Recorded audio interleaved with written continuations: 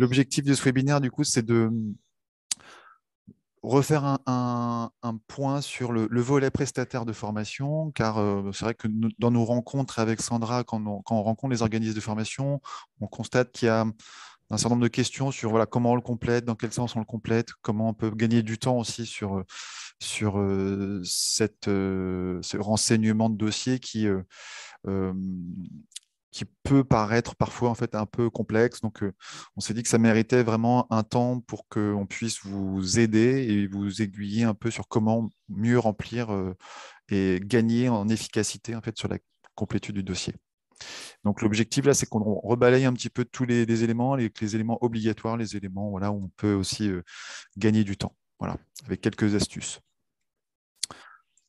Donc, on va présenter rapidement tous les volets, en fait, hein, en prenant le temps de s'arrêter sur ceux qui cristallisent le plus de questions, donc notamment sur le bilan de positionnement, sur le calendrier, et donc avec voilà, un point aussi important sur voilà, les astuces et comment gagner du temps en fait, dans la complétude du dossier. Dans votre gestion du coup des demandes, vous allez devoir forcément en fait vous connecter à votre espace organisme. Donc l'espace organisme, hein, vous connaissez, c'est cet espace que vous pouvez rejoindre depuis notre site internet en vous connectant voilà, à mon espace avec votre mot de passe administrateur ou utilisateur. Et donc, vous avez la possibilité de suivre voilà, les PTP en cours. Donc, c'est les demandes qui ont été adressées par les salariés qui voilà, ont saisi votre numéro de SIRET et votre adresse mail. Donc, c'est vrai que là-dessus, il y a une petite vigilance à avoir hein, sur voilà, quelle SIRET communiquer aux salariés et puis Oui. quelle adresse mail aussi communiquer aux salariés parce que ça déclenche derrière une notification et une petite vigilance là-dessus aussi sur voilà, les courriers. Il est probable parfois que voilà, vous puissiez recevoir ces mails dans votre boîte indésirable. Voilà. Ça, c'était pour rappel, hein, du coup, sur le démarrage du coup, d'une demande. Elle va forcément se matérialiser pour vous par une notification, en fait, qui a une demande en cours sur votre espace. Ensuite, il y a plusieurs volets à compléter. Donc, dans le volet prestataire, du coup, c'est les informations sur voilà, l'organisme de formation, l'action de formation. Et donc, c'est vrai que pour ceux qui connaissaient le dossier papier, euh, les informations qui sont demandées dans l'espace, ce sont ni plus ni moins en fait que les informations qui étaient déjà renseignées sur le dossier. Donc, euh, les onglets à saisir, euh, n'hésite pas, Sandra, du coup, à Oui. me dire hein, si je dis quelque chose. Non, Euh, pas de souci. Ouais. donc, les onglets à saisir, en fait, ce sont exactement une A6, prestataire, bilan de positionnement, action de formation, durée, calendrier, devis, signature. Euh, Petite subtilité, vu que c'est quelque chose qui se fait en ligne, n'hésitez pas à enregistrer régulièrement, en fait, parce que si vous passez à un onglet sans avoir enregistré, il est probable, si votre connexion saute, que vous perdiez en fait tout ce que vous Mm, avez saisi. mm. Donc, nous, on a pu le tester et c'est vrai qu'on s'est fait aussi un peu parfois avoir. Si on n'enregistre pas régulièrement, on peut perdre des infos Ouais. quand la connexion saute.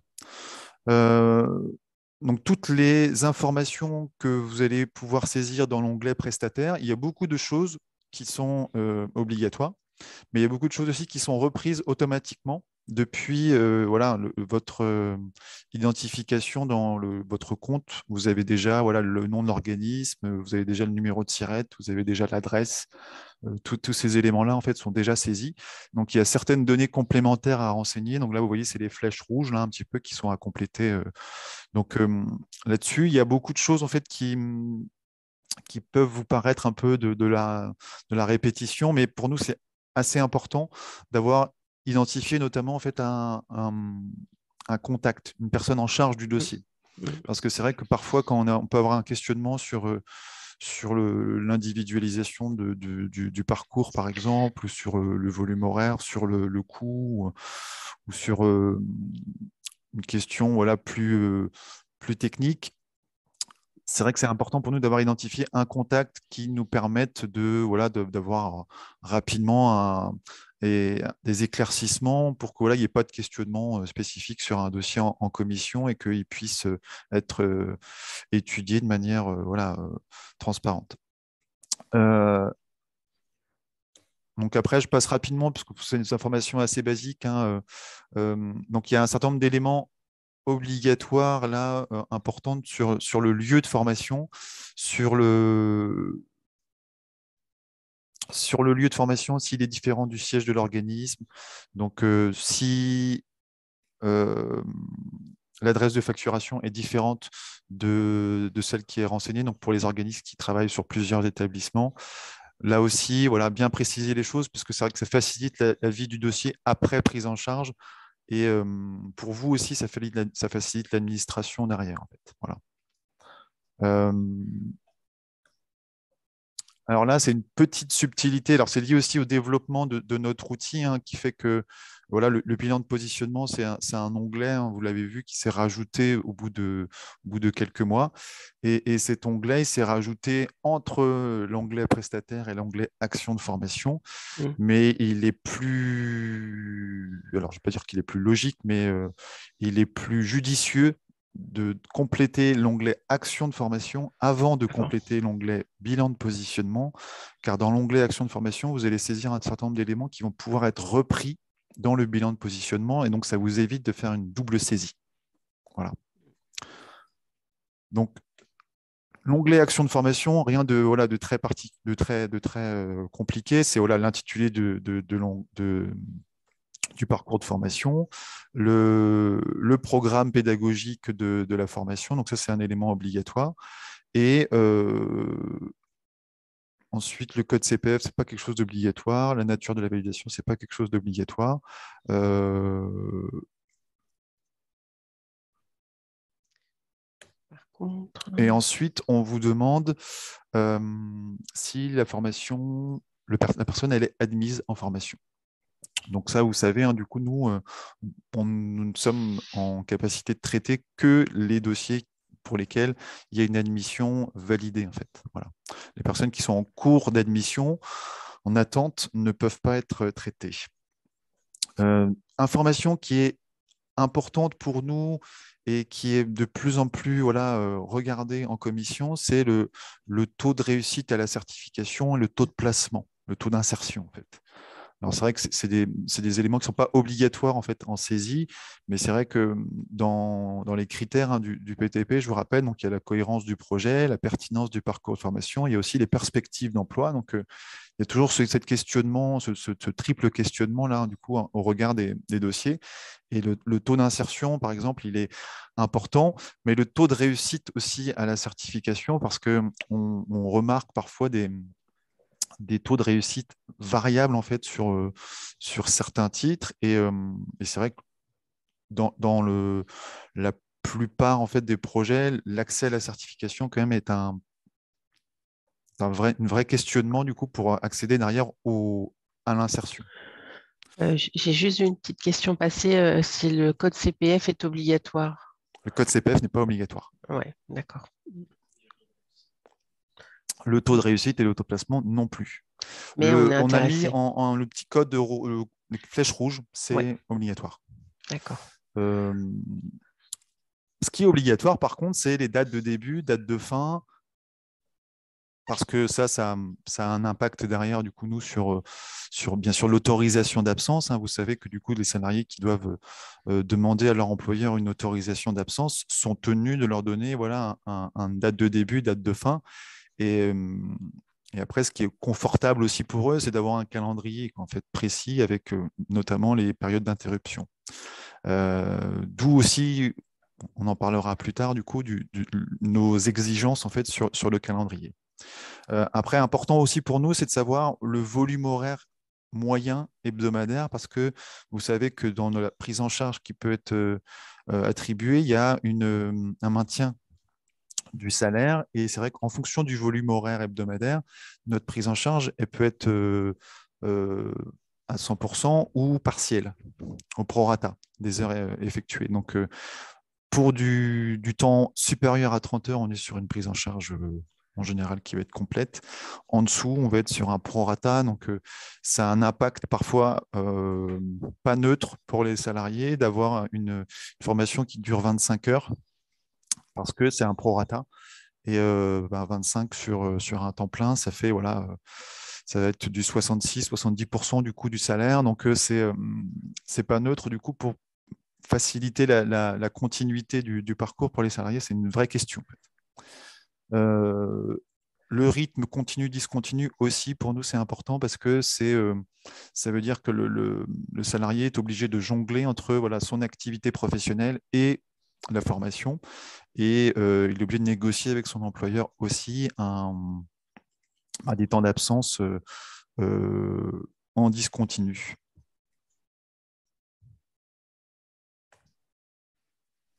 Dans la saisie de l'action de formation, là par contre, on vous demande un code RNCP. Le code RNCP, pour nous, il est important parce que vous savez que les codes RNCP ou répertoire spécifique, ces formations, du coup, ont une date de validité et du coup une date de péremption aussi. Et aujourd'hui, nous, on ne peut pas traiter en fait les demandes pour lesquelles la date de validité n'est plus en cours au démarrage de la formation. Donc, pour nous, ça a une importance parce que ça nous bloque en fait si jamais la formation n'est plus valide au moment du démarrage. Les horaires hebdomadaires de la formation, alors c'est vrai qu'on part sur les horaires euh, une semaine type. Donc après, dans la saisie, c'est vrai qu'on vous demande, vous, de saisir une journée et puis vous avez une petite fonction qui s'appelle recopier qui vous permet de recopier en fait la partie le premier jour sur les autres jours de la semaine. Après, bien sûr, vous pouvez aussi modifier si jamais voilà, tous les jours sont différents. On est bien sûr sur des horaires voilà, hebdomadaires prévisionnels. Après, si jamais d'une semaine sur l'autre, vous avez des écarts, c'est tout à fait possible. Et donc, si le planning change d'une semaine sur l'autre, indiquez les moyennes. Voilà. Donc, quand vous recherchez du coup le code RNCP, donc vous pouvez taper un mot-clé. Donc là, j'ai choisi développeur parce que là, il y en a beaucoup, beaucoup en fait des certifications qui sont en lien avec le mot-clé développeur. Je vous invite plus, moi, pour éviter l'équiproquo, à utiliser le code. À utiliser le code parce que il y a moins de sources d'erreurs. Oui.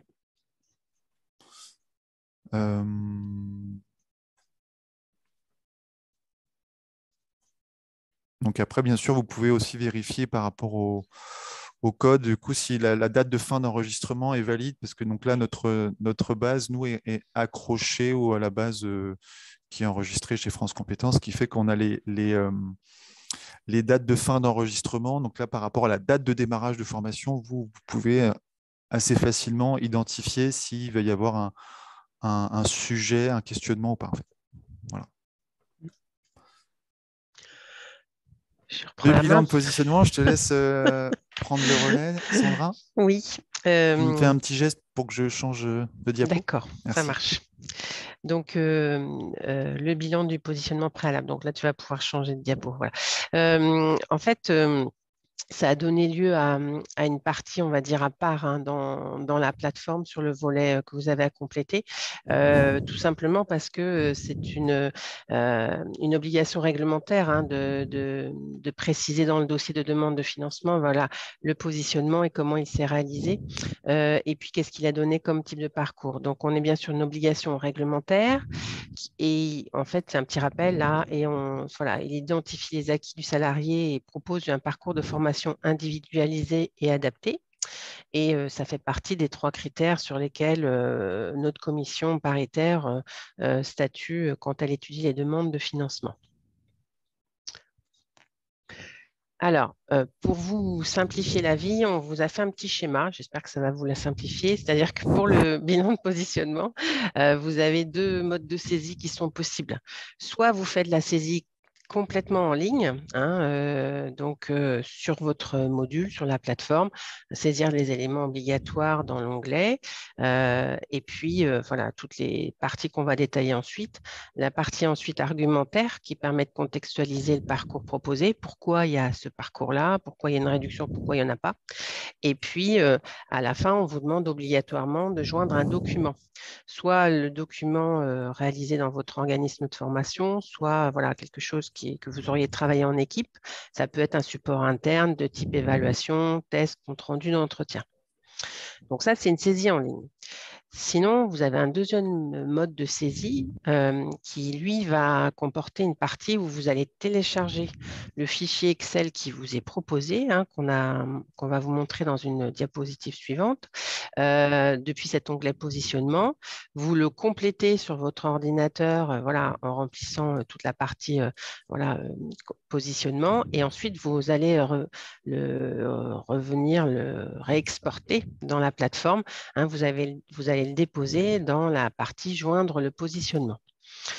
Donc voilà, c'est pour comprendre la logique. Hein. Soit on fait tout en ligne, soit on peut externaliser le fichier, le saisir sur son ordinateur et le réinternaliser, avec quand même 3 points obligatoires qui vont être à saisir sur l'onglet, quels que soient les modes de saisie que vous choisissez. C'est la partie alors, attendez, est-ce que du coup j'ai un truc qui s'affiche et je ne vois plus la partie VAE, la partie donc tout ce qui est allègement et puis la partie est-ce que le bénéficiaire a une reconnaissance en qualité de travailleur handicapé, hein. Donc, Juste pour préciser, du coup, ces 3 points obligatoires à saisir, c'est juste une liste déroulante, donc c'est 3 clics oui, en fait. ouais. On va les voir après. D'accord. Donc, dans le bilan du positionnement préalable, je vais avoir le code ROM à indiquer, hein, donc là, ça va être obligatoire. Et puis, vous voyez en dessous, vous avez l'onglet Import-Export Excel qui vous permet d'importer et d'exporter le fichier Excel dont on a parlé tout de suite. Juste pour faire le lien avec ce qu'on a saisi avant, en fait, dans l'onglet Action de formation, en fonction de l'action de formation et le code RNCP, les codes ROM, en fait, vont être proposés d'office parce qu'ils sont liés au code RNCP. Voilà. Ouais. Alors des fois, tous les codes ROM ne correspondent pas. Enfin voilà, là, je sais qu'il y a certains organismes avec qui j'ai eu des discussions là-dessus où il y a des choix des fois qui doivent s'opérer. Mais voilà, normalement, la liste est assez exhaustive. Bon, si jamais vous aviez un souci, vous pouvez revenir vers nous. Ensuite, vous allez pouvoir mettre le contact du référent pédagogique, hein. Là, c'est important pour nous parce on peut être amené à le contacter justement pour avoir des éléments complémentaires sur le positionnement. Et puis, dans les trucs et astuces qu'on vous donne, c'est de pouvoir vous constituer ce qu'on appelle un fichier Excel. Nous, c'est un squelette, hein, on a utilisé le terme après. Par formation que vous faites dans votre organisme, vous faites un fichier type et puis vous l'individualiserez pour chaque bénéficiaire avant de l'importer sur la plateforme. Donc, oui.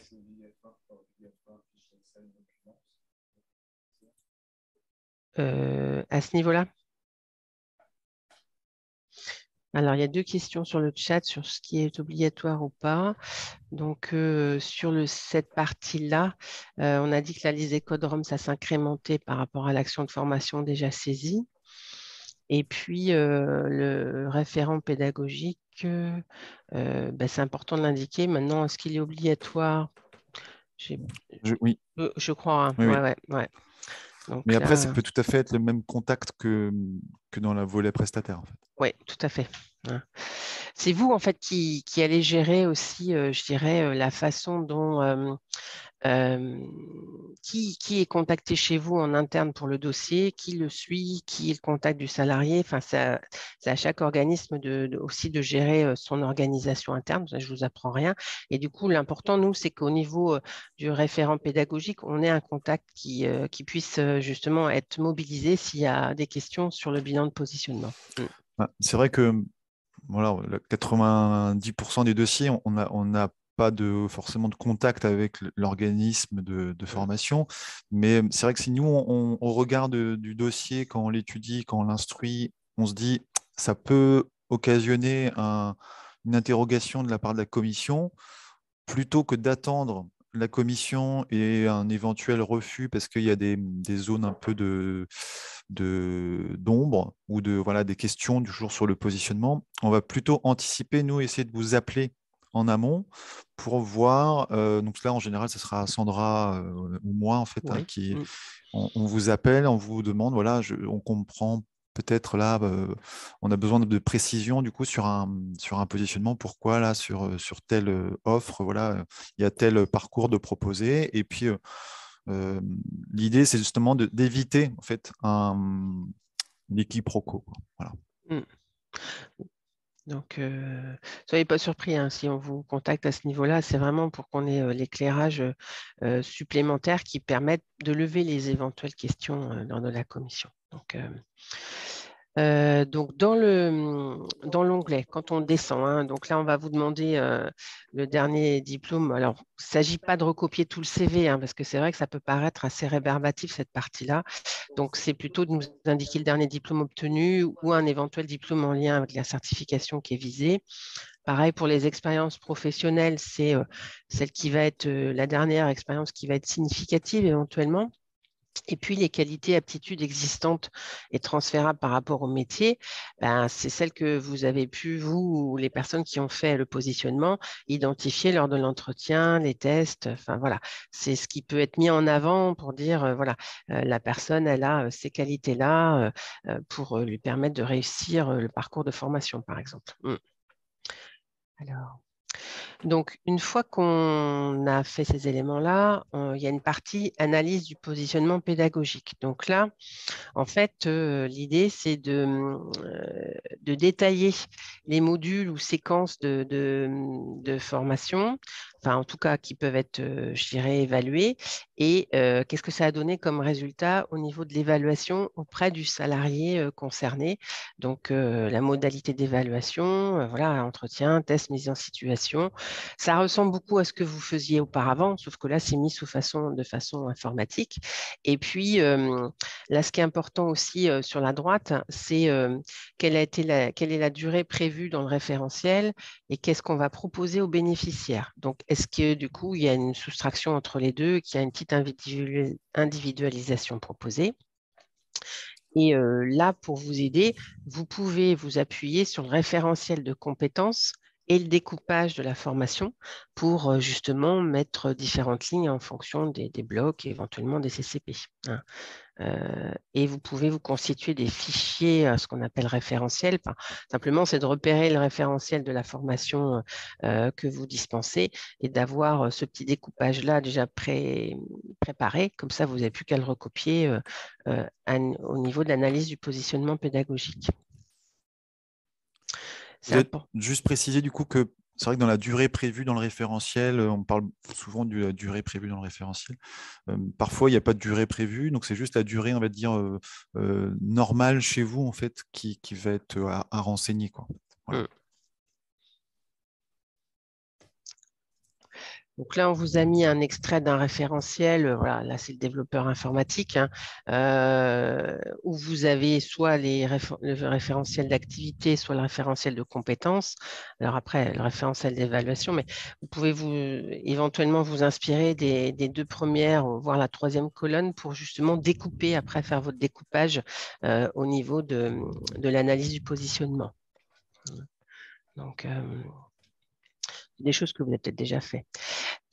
Alors là, par contre, cette partie-là, c'est les trois questions obligatoires dont on parlait tout à l'heure. Hein. Donc là, si vous ne répondez pas à ces trois questions-là, de toute façon, il va bloquer. Hein. La plateforme, elle va bloquer. Donc, on vous demande s'il y a des allègements réglementaires, VAE partiel ou VAP, là, c'est par rapport au diplôme et à l'expérience de la personne. Est-ce qu'il y a des choses qui peuvent se monopoliser de façon réglementaire? Bon, c'est un menu déroulant, hein, c'est oui, non, je crois. Donc, le le cas échéant, besoin d'aménagement. Donc là, c'est pareil, c'est oui, non. c'est oui, non à chaque fois.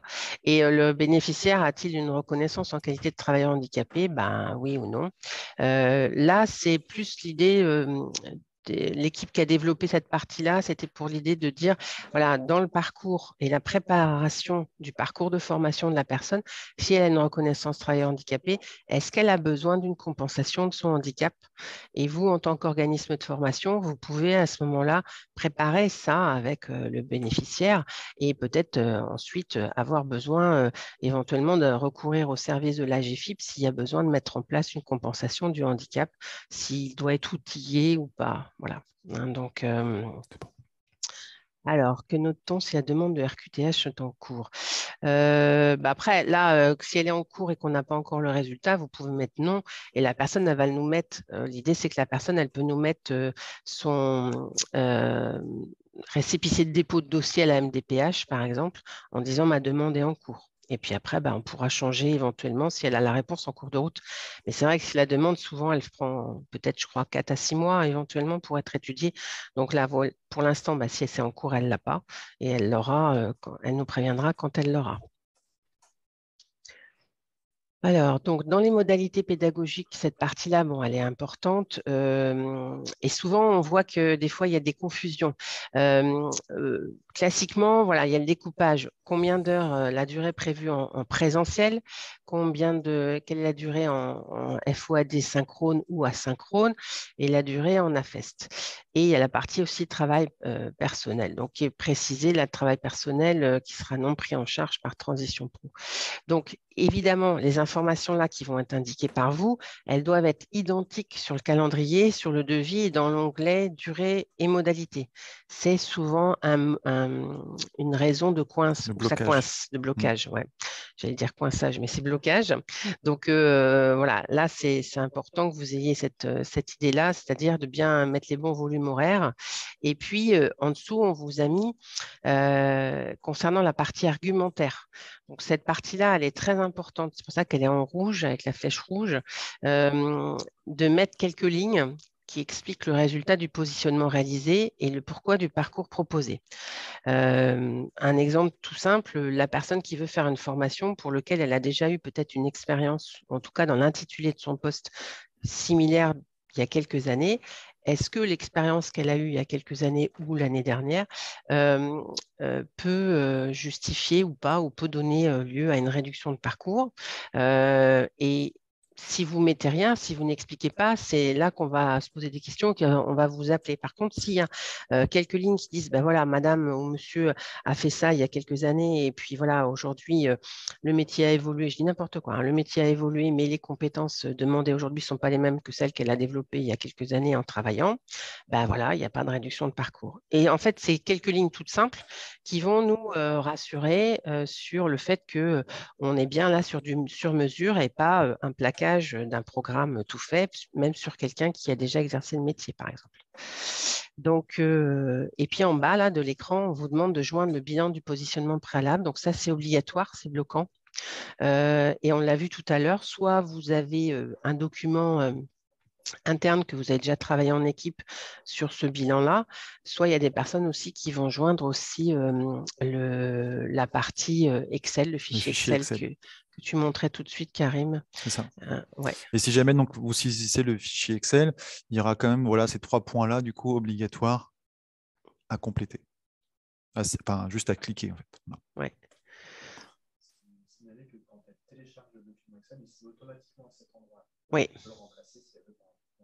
Oui. D'accord. Donc, oui, là, sur cette case-là, là, joindre le bilan de positionnement préalable, quand vous téléchargez le document Excel, il se met obligatoirement à cette place-là. Si vous voulez le remplacer par un autre document, vous pouvez le faire, hein.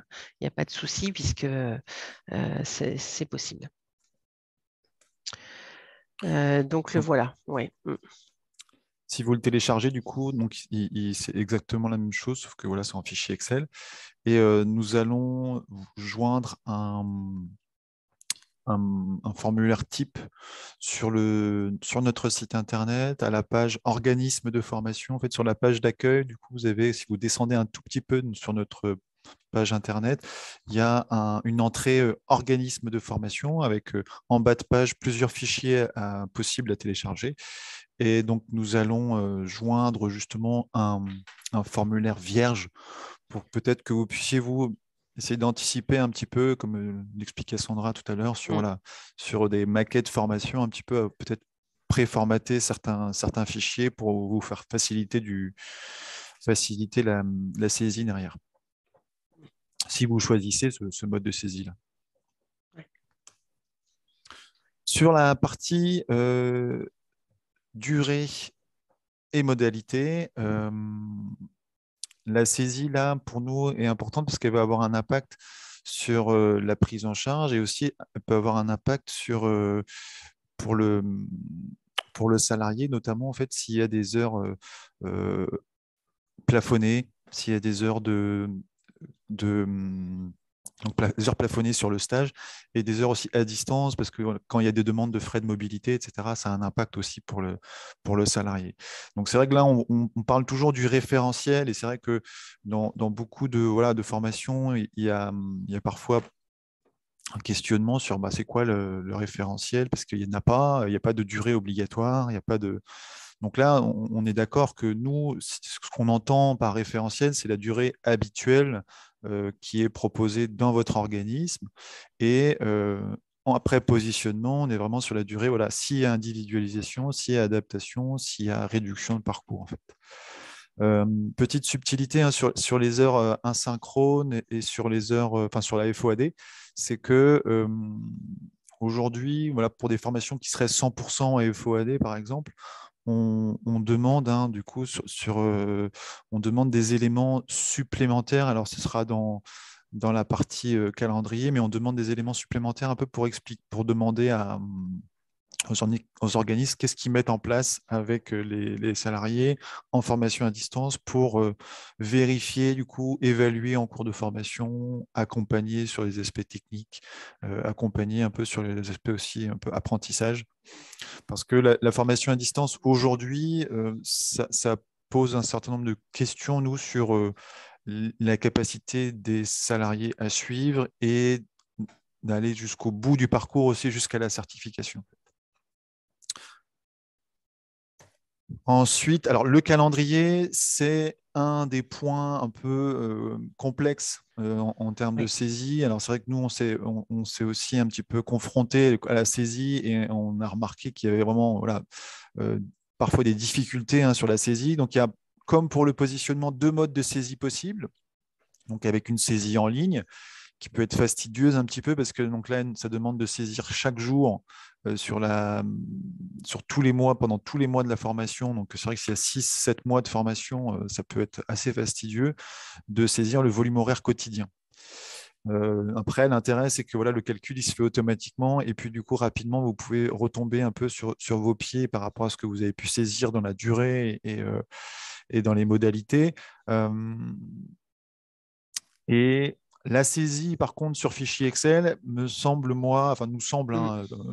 plus efficace parce qu'elle permet, depuis l'espace et l'onglet calendrier, donc d'exporter le fichier Excel avec les dates et les mois en fait, qui correspondent au début et fin de formation. Et pour vous, si vous avez déjà une maquette en fait, qui existe avec le volume horaire, avec des simples voilà, copier-coller, ça peut tout à fait fonctionner. Et une fois que vous le uploadez sur le site, voilà, vous l'importez sur le site, ça va être réincrémenté du coup dans notre base et ensuite intégré du coup à la demande, quoi.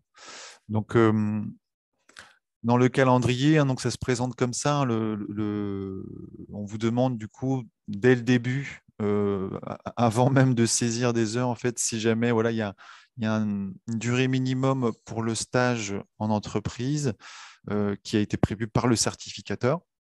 Donc ça, vous savez que pour nous, c'est important parce que et pour les salariés encore plus, parce que euh, s'il n'y a pas de durée prévue par le certificateur ou dans le référentiel, il y a un plafonnement de la prise en charge qui est voilà, à 30% du volume horaire théorique.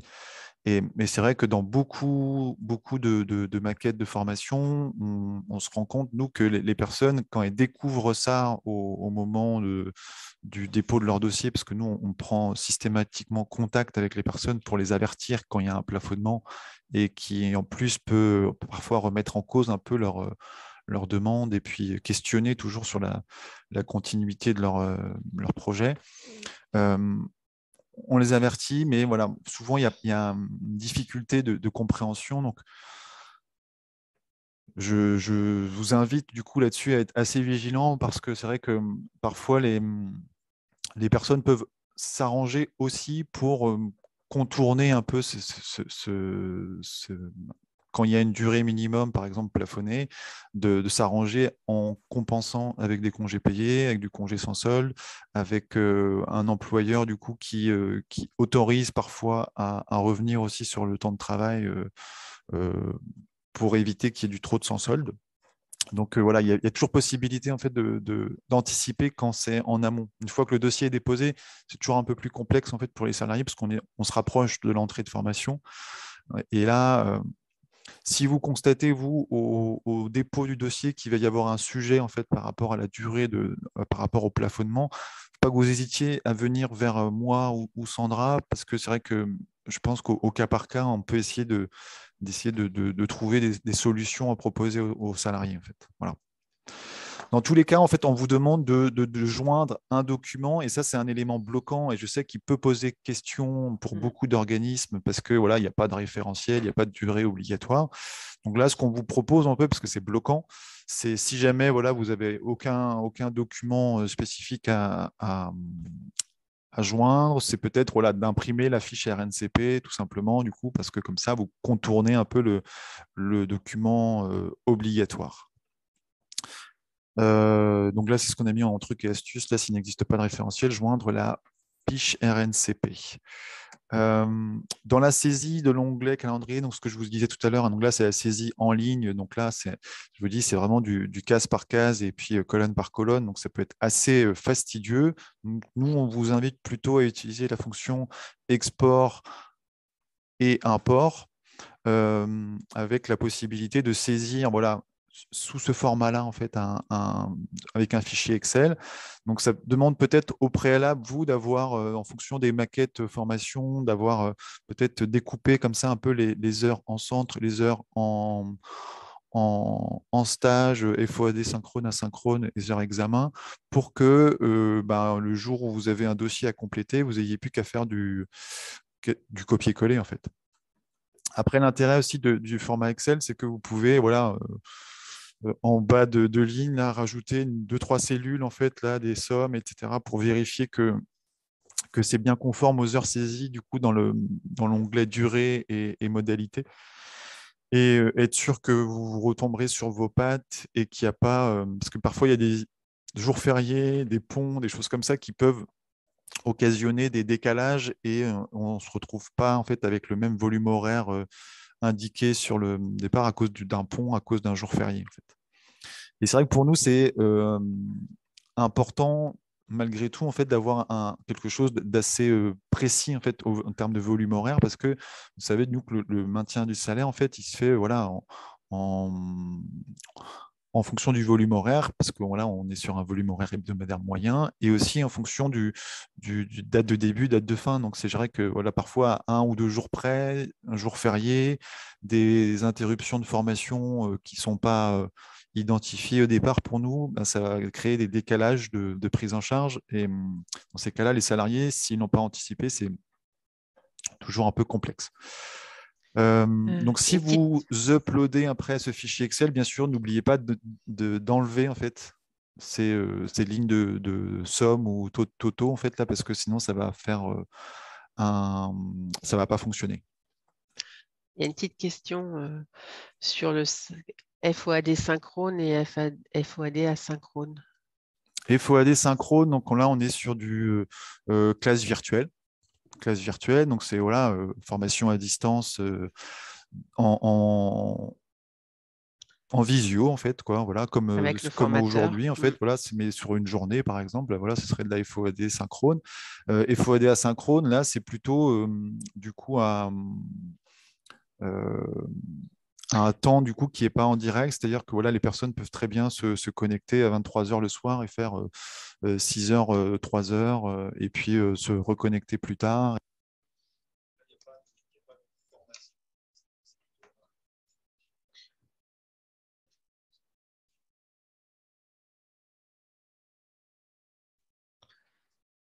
Ok. Alors, par contre, alors on t'entend plus, Karim. Ouais. Alors, non, plus de son. Est-ce que vous m'entendez, moi?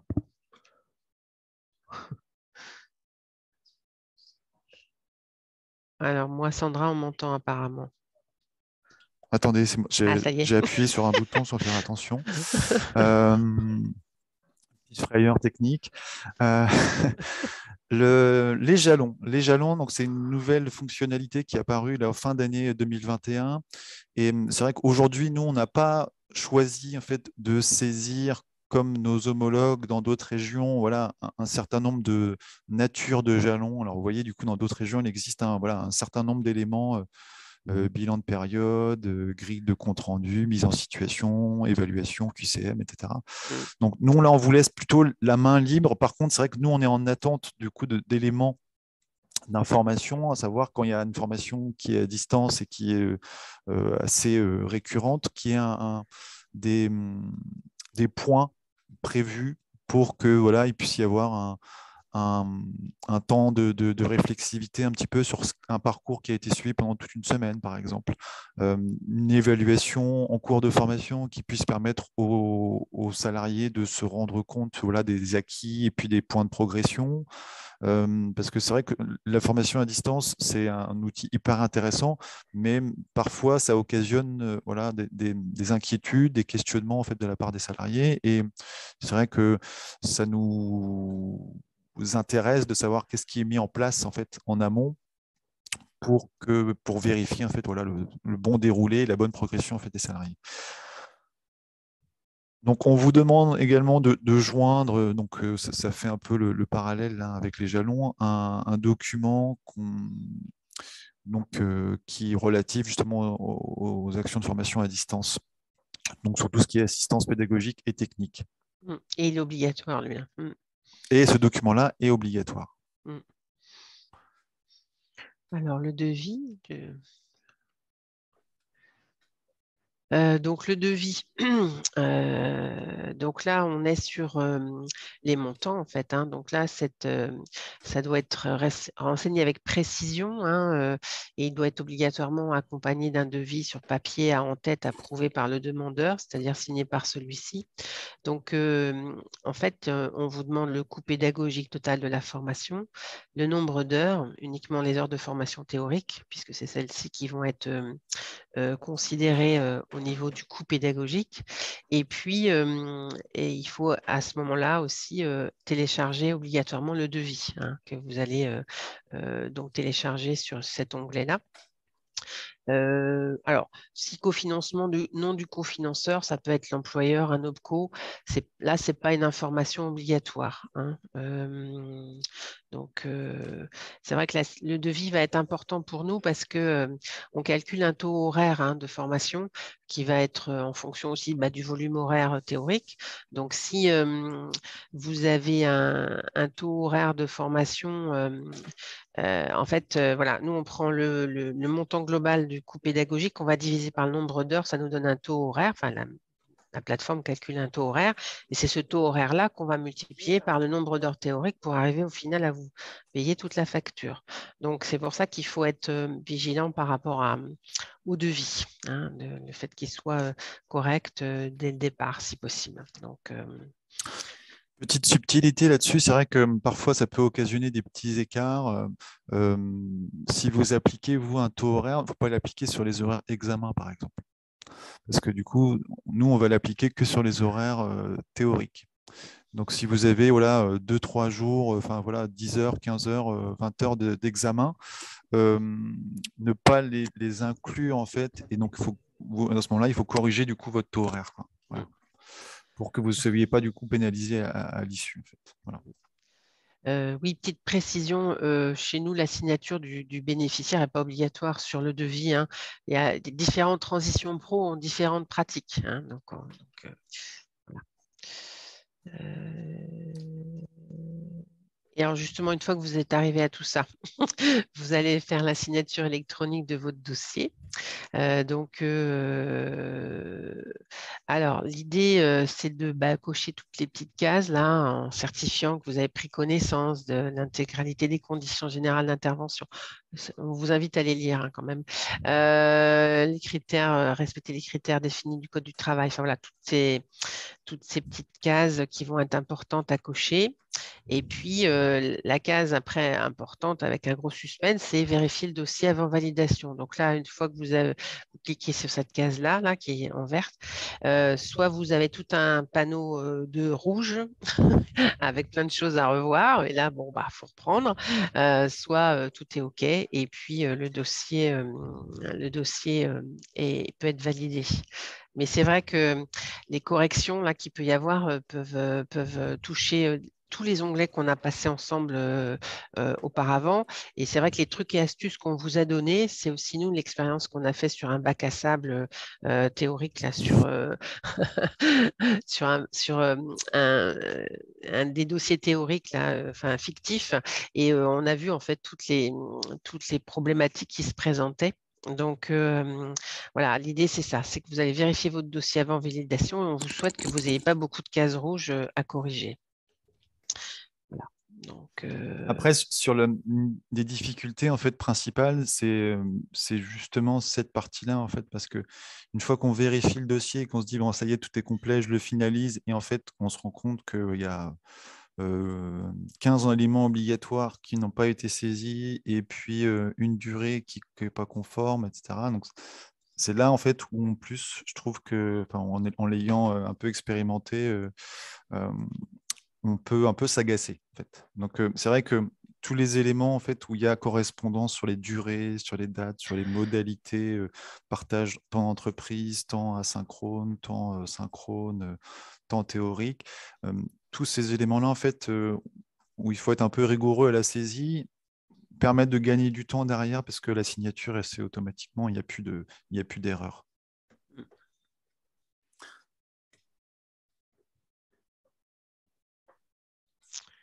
Donc voilà.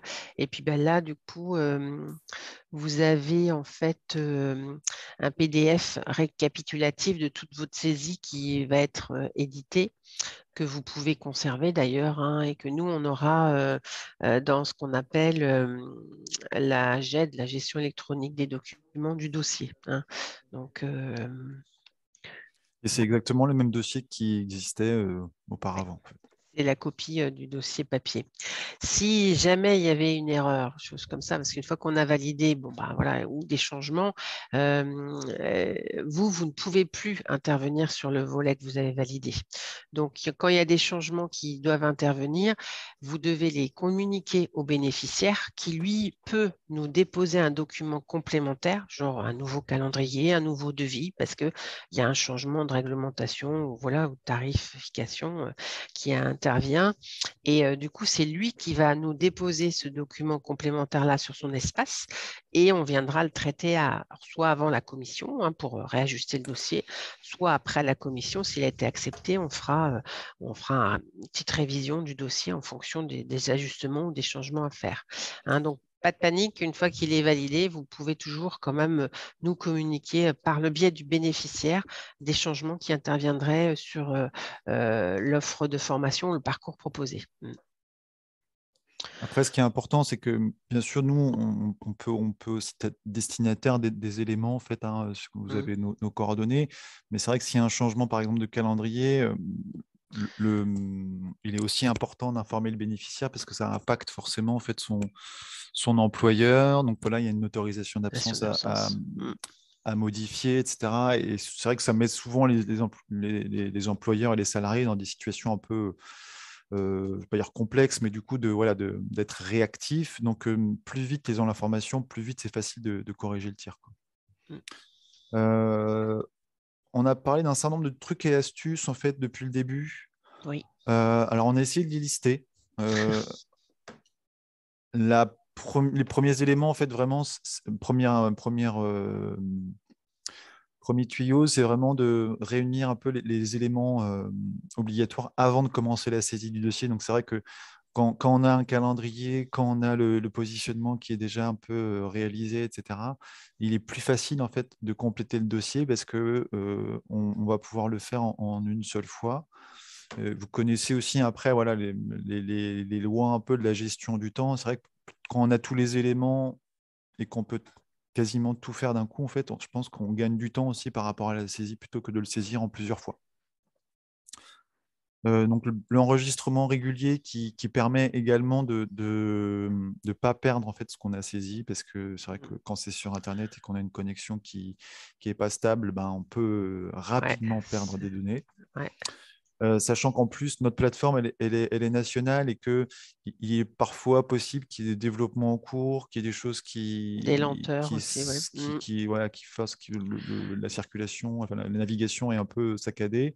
Donc, pour vous éviter en fait la ressaisie, n'hésitez pas à enregistrer régulièrement. Tout à l'heure, Sandra a évoqué dans le bilan Oui, de positionnement la possibilité de construire un peu un squelette, un peu une espèce de canevas en fait, de bilan de positionnement qui peut ensuite être utilisé grâce au fichier Excel, hein, en fonction voilà, du découpage de la formation en bloc ou en unité d'enseignement. Et donc ça permet aussi en fait, de se faciliter en fait, la saisie derrière du bilan de positionnement. Euh, Par rapport au calendrier, c'est vrai que d'avoir aussi peut-être fait une petite maquette Canva en fait, qui correspond au découpage temps entreprise, temps en centre, temps FOAD synchrone, asynchrone, temps examen, ça vous permet, vous, avec du volume horaire hebdomadaire, journalier, ça vous permet, vous, derrière, de pouvoir faire du copier-coller facilement en fait, sur le fichier Excel. Ensuite, donc ça, c'est peut-être quelque chose où on aurait dû mettre une copie d'écran, en fait, mais oui. je vais revenir très, très rapidement, du coup, à la diapo 1. Euh, c'est la fonction messagerie. Voilà. Dans votre page d'accueil, ici, vous avez un onglet qui s'appelle Mes échanges. Ouais. Et donc, sur cette partie, là, Mes échanges, vous avez la possibilité vous avez la possibilité de nous transmettre en fait des questionnements en fait en faisant référence à un dossier directement en fait depuis l'espace, de nous joindre aussi des documents. Donc c'est vrai que par rapport au gain de temps, par rapport à la messagerie, enfin, si vous passez par Outlook et en nous envoyant des mails, ça fonctionne aussi. Mais c'est vrai que euh, il nous semble en fait que c'est plus efficace de passer l'outil en fait messagerie qui est proposé par la plateforme. Voilà. Et en plus, c'est la garantie que même si on est absent ou en vacances, vous avez toujours quelqu'un en passant par la plateforme qui va traiter les demandes parce qu'il y a trois volets. Il y a les demandes des OF, enfin, les messages des organismes de formation, des bénéficiaires et des entreprises. Donc chez nous, en interne, il y a toujours quelqu'un qui surveille ce qu'on appelle le widget échange et qui pourra répondre, c'est des termes techniques, qui pourra répondre même si nous, on est absent. Donc l'idée, c'est aussi cette sécurité-là, en fait, hein, par rapport à la messagerie de la plateforme Athénet. Euh, juste, ouais, tu veux que je réponde à... Ouais, Ouais, alors du coup, avance un petit peu, Karim, sur l'administration. Voilà. Il y a beaucoup de questions là de personnes qui disent je n'ai pas l'onglet échange hein, sur vous quand vous rentrez sur la plateforme. En fait, la plateforme, elle est faite ainsi, c'est-à-dire vous avez un SIRET qui correspond donc à ce qu'on appelle un compte administrateur pour un organisme de formation. Donc, celui qui est nommé, enfin, ou qui gère ce compte-là, a l'option de créer plusieurs utilisateurs. D'accord? Utilisateur 1, 2, ça peut aller jusqu'à beaucoup. Et en fait, à chaque fois qu'il crée un utilisateur, il va lui donner des droits différents. Alors, on n'a pas fait de copie d'écran de la liste des droits Par défaut, par en fait, défaut. un utilisateur a tous les droits. Voilà. Mais un administrateur peut définir, par exemple, pour un utilisateur, la possibilité en fait, d'intervenir que sur le dossier un peu en amont, d'utiliser les échanges, mais pas, par exemple, de faire du certificat de réalisation, modification de RIB, par exemple, des choses comme ça. Ouais. Mais par défaut, en fait, tous les utilisateurs ont tous les droits. Voilà. Et Donc, après, il y a possibilité d'administrer. Moi, je pense que il vaut mieux, en fait, au démarrage, laisser la possibilité à chaque utilisateur voilà, d'utiliser voilà, toutes les fonctions. Et puis après, au fur et à mesure de votre utilisation et à l'usage, du coup, voir s'il n'y a pas possibilité peut-être d'aménager en fait, quelques comptes. ouais. Et ce qu'on a vu aussi, donc du coup, si vous n'avez pas la fonction message, c'est que l'administrateur qui vous a nommé comme utilisateur ne vous a pas mis la petite coche messagerie. Hein, donc, il faut lui demander de vous ouvrir ces droits-là. Donc, normalement, ça se fait rapidement. Et dans l'expérience qu'on a avec vous, les organismes de formation, c'est qu'on a constaté que il y avait un compte administrateur qui était mis en place avec un mot de passe que plein de gens se refilent entre l'identifiant et le mot de passe. Et vous avez tous le même, alors que c'est plus simple de créer des utilisateurs ben voilà, lambda, plein d'utilisateurs qui auront chacun leur mot de passe et peut-être chacun leur droit après derrière. Parce que le problème du même mot de passe et d'identifiant que tout le monde se donne, c'est que le jour où il y en a un qui se trompe et puis qui fait modifier le mot de passe, ben, en fait, les autres, ils n'ont pas la dernière version du mot de passe et ils sont coincés pour rentrer sur la plateforme. Donc, c'est pour ça qu'on vous a remis cette diapo-là pour que vous puissiez gérer, avoir une gestion, on va dire, efficace au niveau des utilisateurs. Et puis, s'il y a plusieurs sirettes, parce que ça arrive aussi, hein, il y a des organismes de formation où il y a plusieurs sites avec plusieurs sirettes et que la personne qui est administrateur veut avoir une visualisation sur tous les sirettes, elle peut nous faire la demande de la création d'un compte chapeau qu'on appelle nous un compte délégué. Et du coup, cette personne-là, elle n'aura qu'un mot de passe et un identifiant. Et sur sa plateforme, justement sur le tableau de bord, elle verra tous les établissements SIRET qu'elle a demandé à regarder. Donc, c'est intéressant aussi quand on a une vision, par exemple, pour les personnes qui sont à la comptabilité, à la facturation, qui veulent avoir une vision sur tous les dossiers, enfin, etc. Ça peut être intéressant pour certaines structures qui ont plusieurs, comme ça, SIRET en dessous. C'est vrai que par Voilà. rapport à la messagerie, il y a aussi un autre sujet, c'est le mail en fait de l'administrateur. Oui. Parce que c'est vrai que les administrateurs peuvent recevoir un certain nombre de notifications, etc., sur leur boîte mail dès qu'ils ont il y a quelque chose qui se passe sur le compte. Et donc là-dessus, c'est vrai qu'il y a possibilité aussi hein, de revenir vers nous et puis de dire, bah voilà, peut-être qu'il faut définir un autre mail administrateur et pour faciliter le quotidien en fait et l'organisation quoi. Mm. Je reviens sur la diapo d'avant sur Oui, les justement, pièces. parce qu'il y a une question là-dessus.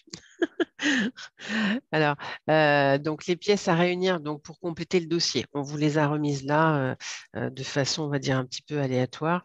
Il y a votre RIB, le référentiel qui précise la durée de la PE ou la fiche RNCP, l'annexe formation pour la FOAD, si c'est en FOAD, le bilan de positionnement.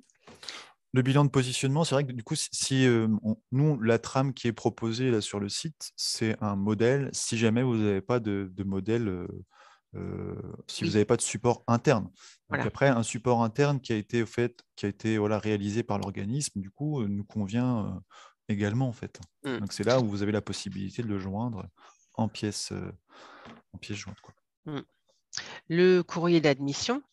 Je rappelle quand même que vous pouvez quand même valider un volet sur un dossier. Et le salarié peut valider son dossier, même s'il n'est pas admis, on le mettra en attente, hein. C'est important pour toutes les formations dont la Concours. sélection se fait sur concours où il y a une sélection dans 3 ou 4 mois, hein.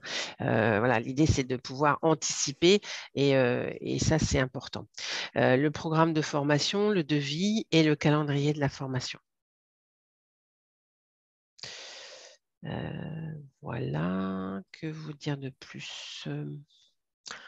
Je pense qu'on en est. Ben, on a terminé là notre présentation. Après, peut-être qu'il y a, Vincent, des questions.